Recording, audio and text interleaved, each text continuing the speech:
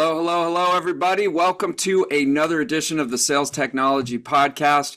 I'm David Dulany, your host, and I am more than blessed and honored to be on with the guest that's coming on today, Kris Rudegraap, CEO, founder extraordinaire of Sendoso. How you doing today, sir? I'm doing excellent. Hey, thanks for having me, David. Hey, I was saying before, I think this is like two or three times that you've been on the podcast. You're one of our, most popular guests, and people are really interested in what you're working on. Yeah, no, I appreciate you having me back on. I think the category is ever evolving, especially with all the new AI enhancements. So there's always something new that we can chat about, and GTM is always changing. So there's always things that we can riff on. Dude, it's been crazy, and I know whenever I see you at conferences, like we're definitely like idea people, you know. So we come up with all these ideas and bounce them off of each other, and that's what I love about this industry is how it's always a challenge. It's always Mhm. evolving. It's creating new solutions, and then those get blown away. So it's just great having you. Yeah, thank you. Yeah. Okay, so let's start at a high level. The last couple years have been really challenging in our industry, in sales technology and just in general. Yeah. And when they took away the zero interest rates Mhm. and there wasn't as much people were not as focused on like growth at all costs versus let me reel it in here and be more efficient. How have you been able to navigate this tougher time in our industry and continue to drive value for your customers? Yeah, I'll kind of answer that in twofold. So first, I'll say, as Sendoso as a company, we had to navigate that ourselves as our business, as we were in that hyper growth at all costs mode, and we have had to shift to a focus on profitability. Happy to say that we're there. So it was a really good couple years getting our finances in order and focusing. So as a business, I went through the same kind of challenge that maybe our customers were facing, which is how are they going to scale, go to market, and GTM efforts in an efficient manner. And so for our customers, I think it falls under a couple buckets. One is, there was a lot of whimsical spending everywhere. And so everyone kind of had to do like an audit or a gut check of like, okay, what the heck are we spending on? What tools do we have? Where are we focused on? We came out on top on that for a couple reasons. For companies that were measuring the results of different channels, they were saying, hey, a dollar in, maybe an ads got me $2 out, but a dollar in gifting got me $10 out. So there was a bit more scrutiny on the kind of return on spend. And we were showcasing a higher return on spend over a lot of different channels. So that actually benefited us because then people had to efficiently spend those dollars. We did get Mhm. some, there is some misconceptions with gifting and direct mail, like, oh, it costs money and email's free. Why don't I just spam a million emails? But again, that I think is a dumb way of thinking about it because if you spend a couple months spamming and you get 10 meetings versus you spend some money with gifting and you get 20 meetings, what's better worth it? And I think a Yeah. lot of B2B marketers realize that there's just a noisy world out there, and you had to attempt and try all these different touch points, all these different channels when you're trying to book meetings. And it can't just be all email, all social, all gifting. You have to do a little bit of everything. Yeah, that makes perfect sense. I mean, it's such a noisy world right now, and Mhm. just attention. Yeah. Attention is like the Attention. currency. So how do you Exactly. raise above that? And then, did you find when you went and talked to customers, did they have a hard time attributing, the spend on various marketing programs? And how did they like? Did you ever have conversations where it's like, hey, I don't know what the ROI is on this? Yeah, I think there was a while, like in the 2019, 2020, even 2021, going into 22, where people were a little bit careless, I'd say. Like they didn't need to justify the spend at times. They just knew that they could throw money at things and there was more money to come. And also that was a bit of the name of the game is like you set these high growth targets, you spend as much as you can to get there, and then you raise another round. Yeah. And so with that model kind of shifting, people had to go in and actually set up better ROI tracking, set up better, attribution. And luckily, we were preaching that since day one, which is, hey, before we existed in the kind of the manual DIY phase of corporate gifting and direct mail, it was really hard to show value because you'd have reps just going out there, kind of one off here, sending gifts without tracking it. We're saying, hey, we can automatically track back to campaigns, to contacts, to influence revenue, even doing things like tracking against QR codes or short URLs. And so I think that message started to resonate better with marketing ops folks, with demand gen folks, with SDR leaders that had to prove where their next dollar was going to be spent to drive the next meeting or the next pipeline dollar. And I don't know how into this you are, but did you ever get into a situation where the reps were like, dude, I can't live without being able to send these? But the evil finance people were telling them to burn it down. And you get into this weird dynamic at the company. We did actually at times, and we had to do what we call like these sender success scores, where we would actually ask the senders, hey, what was your last send? How valuable was it? Could you live without it? And we would actually use that as ammunition going back to be like, hey, finance, or, in some cases, there was a lot of turnover for champions over the last few years of companies going through layoffs or changes. And so we had originally sold to, maybe a VP of marketing who loved it and knew about it and rolled it out to hundreds of sellers. And then all of a sudden they're gone and the finance person's like, we're cutting everything. And then we have to go and be like, look at all these sellers who can't live without this tool. It's necessary. And so it was kind of a different, like almost reselling into customer accounts when finance came in with the chopping block. And that must have been pretty stressful for you. Yeah, I mean, it was stressful for us. It was something that a lot of companies were going through. So I could lend on peered CEOs and other CCOs and other CROs that, a lot of folks were going through that same motion. But it was, we weren't alone. And, but yeah, it was just kind of the times. And I'm happy to say that it feels like we've been out of that for the last probably 3-4 quarters. It's been a shift. And, there's new challenges. There's also, new ways to kind of market the category as well with AI coming into play. And so number one is tracking the attribution though. That seems like it's really important from right at the get-go. Like you've got to be able to, even when you're selling into a company, you got to be able to say like, okay, we need to come back in 6 months and be able to directly, track the ROI that implementing our solution has caused. And if they can't make that commitment to you, then it must seem like it's kind of, I don't want to belabor this point, but it must seem like it's like, should we even do business together? Because you're just going to look at this as a line item and be like, it's got to be expensive, right, to send out gifts. Yeah, I think we definitely have to justify the spend there. I think and that's why we try to map it back to either a kind of a business metric that they're trying to track based on the user. So it could be pipeline, could be meetings booked, it could be even something like demo show rates or win rates. And so it could be really tied into something there that we could say, hey, running these campaigns, you saw improvement here. Could even be tied around a bigger initiative like, hey, we want to improve our customer journey experience. And every new customer, we want to send a welcome kit and things like that we can show some results.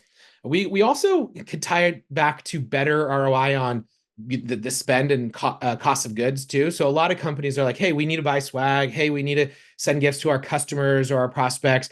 And if we do it on our own with our own employees and our own sourcing, it might be, 2-3x more expensive than the economies of scale and the outsourced labor costs that Sendoso can provide. So, I think we didn't invent sending a gift. It's a multi-$100 billion space. We just really invented like the tech-enabled play to automate it, to track it, to make it easier. That's really interesting. Okay, so your product, is kind of morphed based on how it's being used by the customer. So what you're saying is, you've noticed like one use case is that you can actually help optimize and drive down costs on the flip Yes, side. Since they're doing it anyways, you can correct. come in and say, hey, I can actually save you money and make it more streamlined. 100%. Yeah, based on either the cost of, shipping. We have huge costs because of the hundreds of millions we spend on FedEx or UPS, on the cost of Wow. goods from all of the market. We'll go back to a merchant and say, hey, we're going to give you 20 million bucks this year for, XYZ products. Give us a discount. And then also a lot of companies will have like, and this is how I started the company. I was an AE writing handwritten notes and packing boxes as a directive from our marketing team on Friday afternoons because it worked, gifting, and it worked, and we got meetings with it. It was like, should I be spending my valuable time selling, or should I be spending that time packing boxes? And that's an expensive task.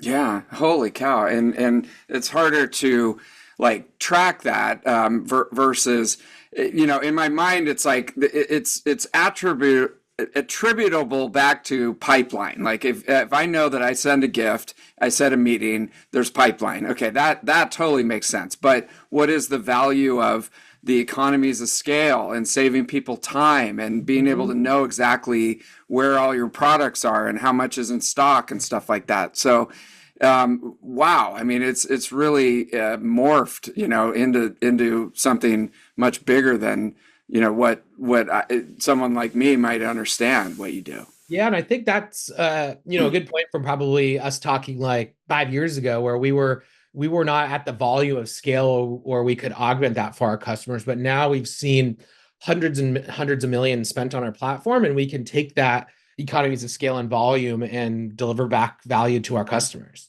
Holy cow. Okay, that's really interesting. And I think that's one of the hallmarks of like a really well-run customer-centric company in that and we really had to be over the last couple of years, right? Yeah, Because you have to exactly. listen to your customers. How are they using it? What do they need? Like what would be more successful versus just like throwing spaghetti at the wall and hoping that somebody buys your product? Precisely. So, and it's interesting. Like, let's take a step back. I met you right around the time that you were actually it was Coffee Sender. I I, know I you met did. you when you started the Exactly. company initially. I think you sent me like your original coffee send back at Sales Hacker in 2017. Yeah, exactly. So we're going way back now. Good memory. But at that time there was nothing like what you're doing right now. So Mm-mm. you essentially created I mean, there was something like it, but it wasn't like aligned to our world here. And Correct. and so did you sit down and go, okay, I'm going to create like a category, or was it like this is just something that I think would help salespeople? I need this help, and here's what I'm going to do. So I think for the first, like, call it year, which was me developing the product, focusing on product engineering and getting a workable product that people could use, it was kind of the latter. Hey, I got an idea. I needed this as a salesperson. I'm going to send this out. And then we started selling the product. And after getting dozens of customers, it was like, this is an aha moment. This is clicking. People love this. How do we take this to the next level? And that's where a couple of our first marketing hires were key in thinking about, okay, how are we positioning this, and how do we go to market with this, making this a must-have part of your tech stack? And that's really where we started thinking about category creation and category evangelism and the importance of that concept. And with that came a lot of category education, category community building. There was a lot that had to go into this to make this something people really wanted to put in their budget line item.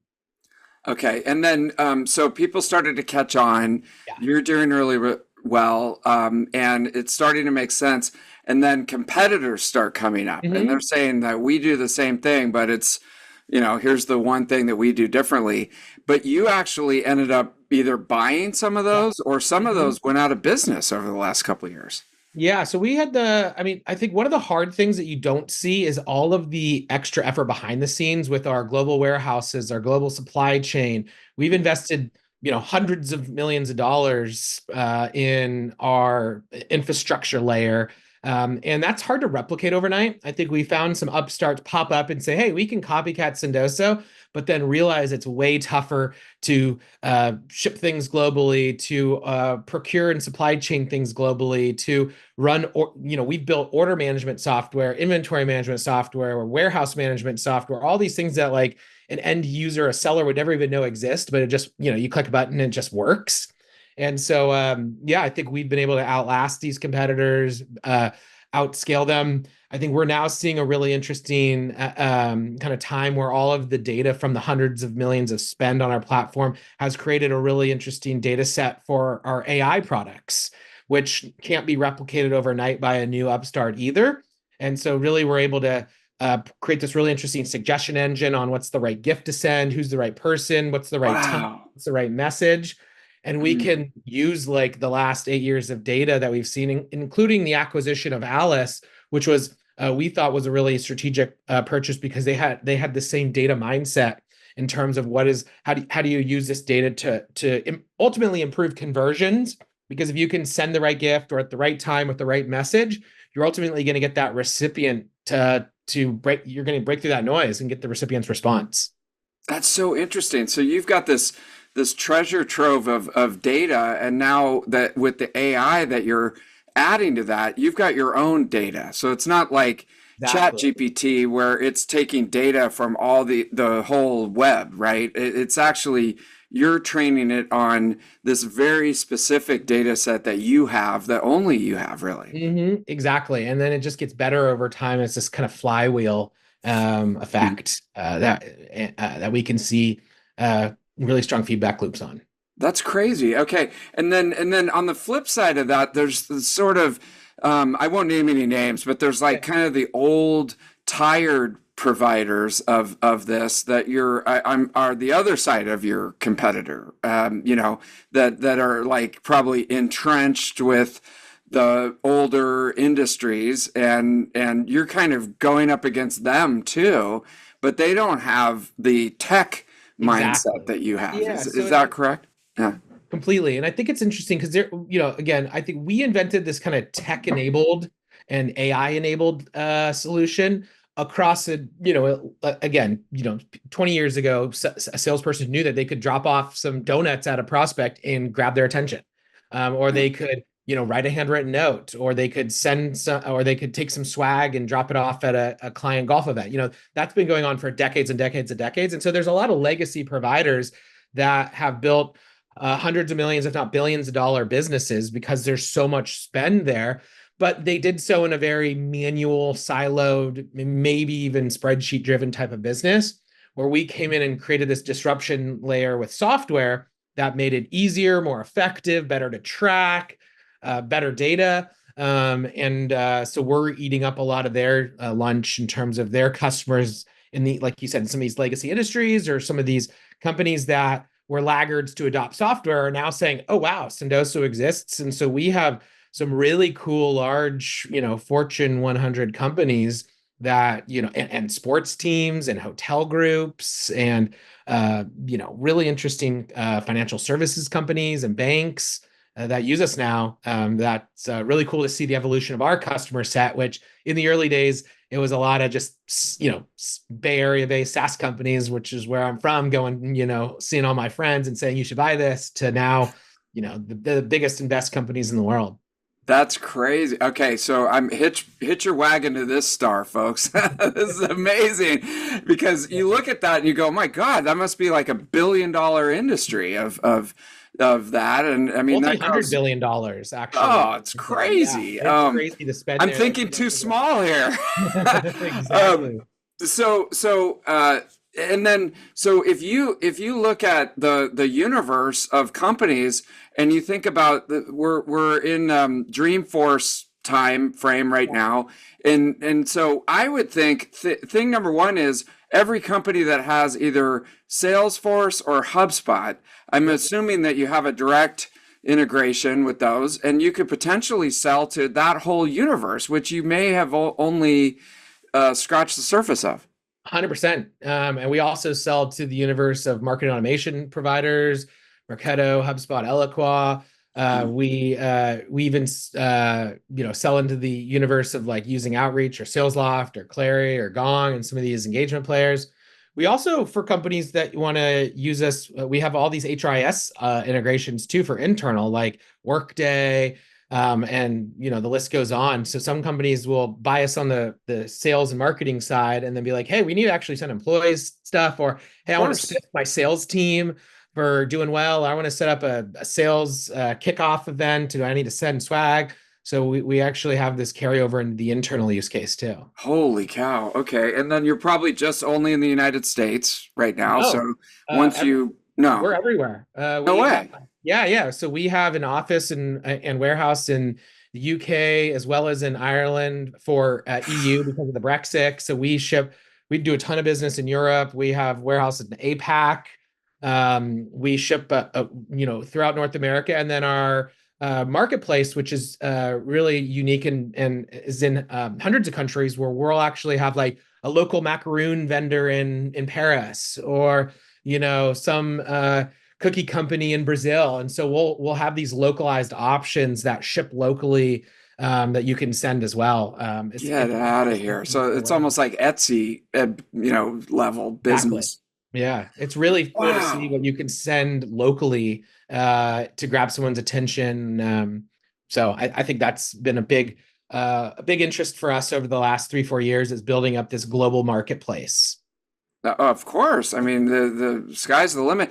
Now, okay. So how do I invest in Sendoso? Or yeah, I know you probably asked me this 8 years ago, Yeah, but I it's too late. know. Too Have you late. taken on a lot of venture capital? Did you bootstrap this? How is it like structured? Yeah, I mean, so for the first like year is actually bootstrap slash some savings to get us off the ground, but we just we had so much interest in like once we launched that it was almost like unfeasible for us to continue to bootstrap.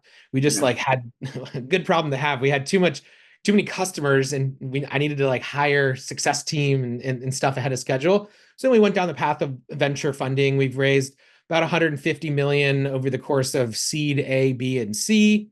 And that's helped us scale. It's helped us invest a ton in the infrastructure, and then has also allowed us to acquire a competitor and continue to look at acquisitions to grow inorganically too. Wow. Okay. And I know you can't look into a crystal ball, but for your end game Yeah. in this, is it like you want to go public? Do you want I know I want to serve the customers and make them really, really happy and Yeah. give the money back to the investors plus but do you want to go public? Do you want to, could you be essentially bought out by a different one of those old school companies? What's the game plan for this over the next few years? Yeah, I think at the core, it's build a business that's self-sustaining, that's profitable, that's scaling, that's seeing growth, that's fun to work at. And so I think that's core to what we're building. At that point, if we're super valuable, doing hundreds of millions in revenue, then we can have the optionality to say, do we go public? Is that the best route? Do we get an acquisition offer? Is that the best route? Ultimately, at some point, we do have to return some value to our shareholders.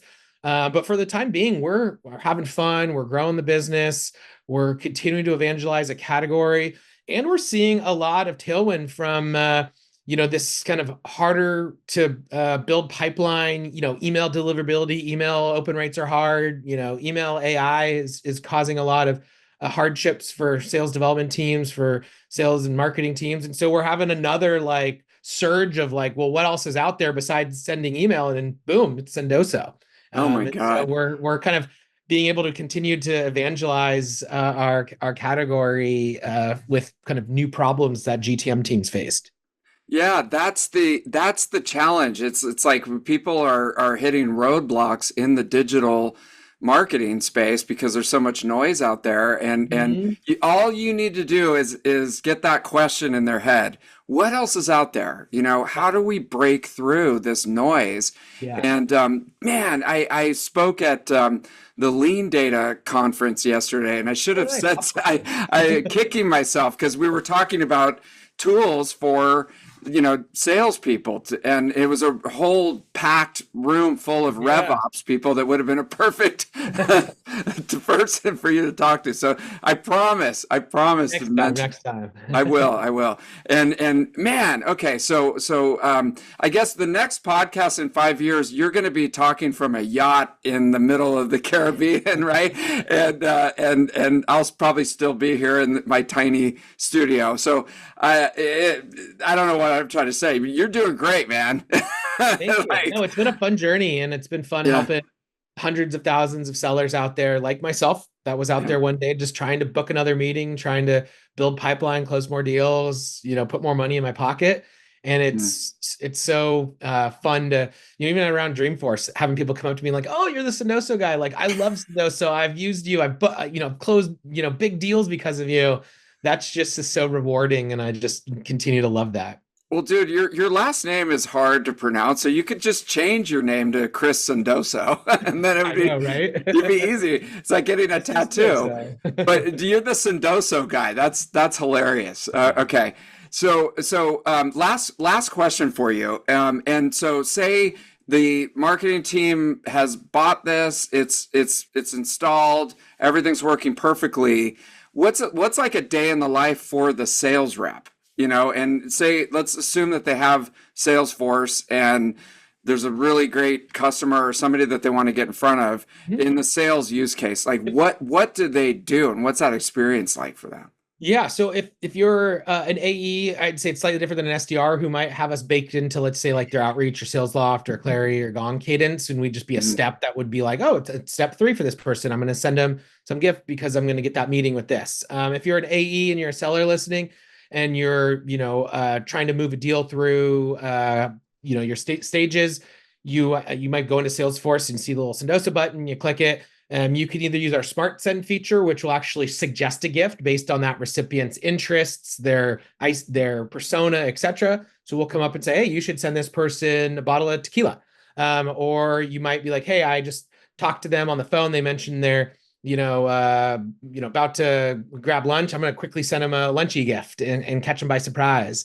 And so you just click the button. You can write the note, or we can use AI to craft the message for you of what that note should be, whether that's a digital delivered note or whether that's a handwritten printed note that's sent through the mail. Yeah, And then that's boom, amazing. it's sent out and tracked through your CRM, and the rest is history.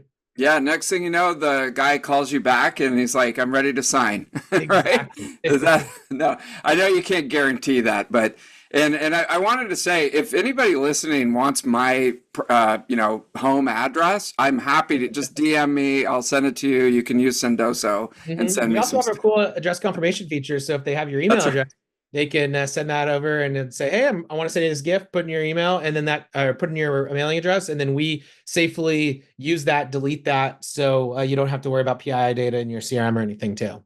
Oh my God, dude, you have thought through everything at Out this of point. I mean, everything. you've been working on this for a long time, right? Yeah, almost a decade, about 8 years. So 8 years going strong.